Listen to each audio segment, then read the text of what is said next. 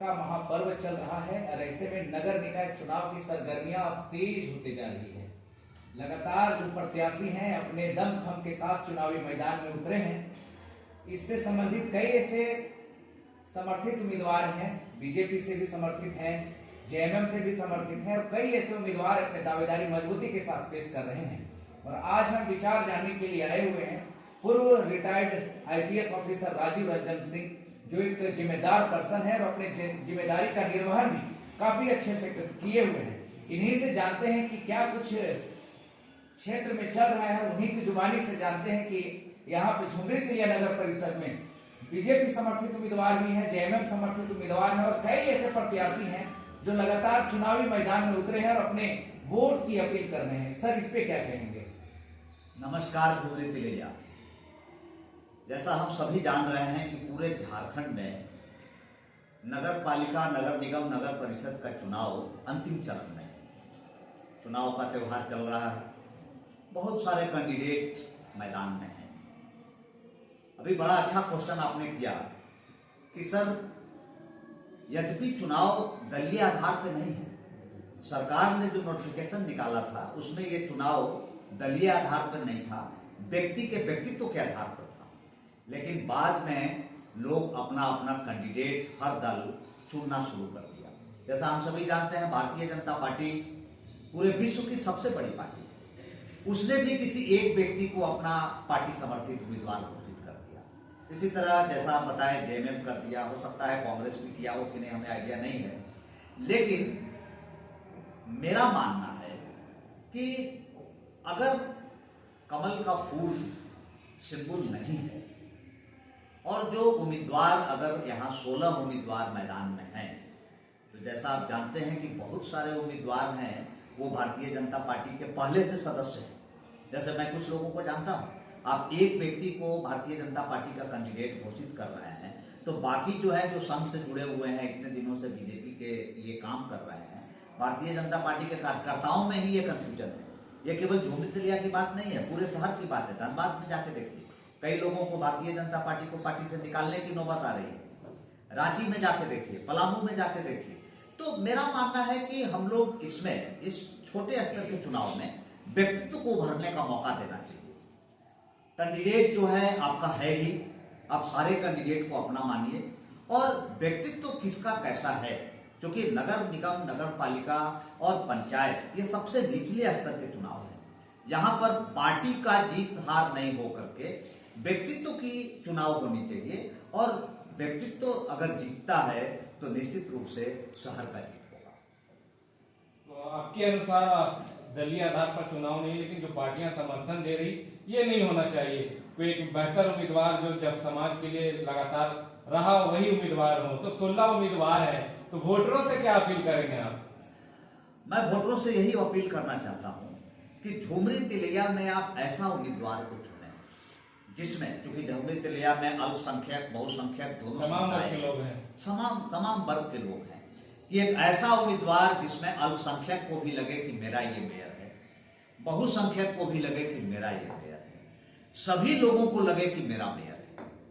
अब चुनाव जनता को करना है। मैं किसी उम्मीदवार को तारीफ नहीं करने जा रहा हूं और न किसी उम्मीदवार के पैरवी करने के लिए यहाँ बैठा हूं। मैं एक रिटायर्ड आईपीएस ऑफिसर हूं। मैं विचारधारा क्या रखता हूं, ये मेरी अंदर की बात है कि मैं किस विचारधारा से जुड़ा हूं। लेकिन जनता में जहां निचले स्तर की चुनाव की बात होती है, इसमें कैंडिडेट ऐसा होना चाहिए जो इस चुनाव के पहले से भी लोगों से जुड़ा हुआ हो और लोगों को भरोसा उसके पहले से उस पर हो, ना कि कमल के फूल के चलते हमको भरोसा आ गया। वो उम्मीदवार से बाद में भी भरोसा कायम रहे, ये उसका पिछला 5 साल 10 साल से इसी शहर को रहा है, इसी शहर में बड़ा हुआ है, इसी शहर में लोगों के बीच रहा है। इससे उसकी व्यक्तित्व की पहचान होनी चाहिए। और जनता बहुत समझदार है। हम समझते हैं कि जनता निश्चित रूप से ऐसा चयन करेगी जो उम्मीदवार इस शहर के विकास के बारे में सोचे, जो उम्मीदवार झुमरी तिलिया को आगे ले जाने के बारे में सोचे और एक अच्छा विकल्प झुमरी तिलिया में दे सके। अगर आपके अनुसार अगर देखा जाए 16 उम्मीदवारी लोग अपनी दावेदारी पेश कर रहे हैं, तो कैसी उम्मीदवारी पेश होना चाहिए थी और वैसे किस नेता को आप देखते हैं जो प्रॉपर वे में काम करे? ये क्वेश्चन इतनी बहुत टफ है किसी एक उम्मीदवार का। मैं आपको पहले भी बताया कि मैं किसी उम्मीदवार का तरफदारी मैं, हाँ, जहां तक क्राइटेरिया की बात है तो पहला क्राइटेरिया तो मेरा है कि वैसा उम्मीदवार जो अपने बूते लड़ रहा हो, पहला क्राइटेरिया, जिसे ये अंदर में विश्वास हो कि मैं अपने बूते चुनाव निकाल सकता हूँ, मतलब उसमें मेयर की क्वालिटी हो। दूसरा, ऐसा व्यक्तित्व हो जो शहर के बारे में कुछ विजन रखता हो।